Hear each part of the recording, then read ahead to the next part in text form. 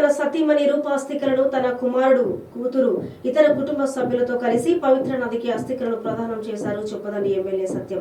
ఇక news live లోనే పూజలు చేస్తూ కన్నీళ్లు పెట్టుకున్నారు ఎమ్మెల్యే సత్యం.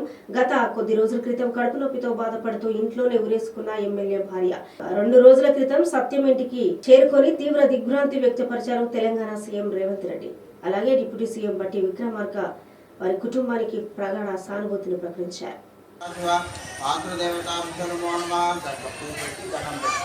ప్రార్థనా పూర్వక నమస్కారం సమర్పయామి. పాలు తీసుకోండి, ఎడమ చేతిలో పట్టుకోండి. ఆ పుల్ల గర్భపుల్లతో ఇట్లా స్వీకరిస్తూ ఉండాలి. నారాయణ నారాయణ నాన్నగారు చేస్తున్నాము, మనసులో నారాయణ నారాయణ అనుకోండి. ఓం హిరణ్యవర్ణాంబరిణీం సువర్ణరజుజస్యాం చంద్రావతిమయీం లక్ష్మీం జాతవేదో మమావహ తానం అశ్వపూర్వామృతమధ్యామస్యనాథ ప్రబోధినీం ప్రియం దేవీం పయశ్రీర్మాదేవిష్టాం.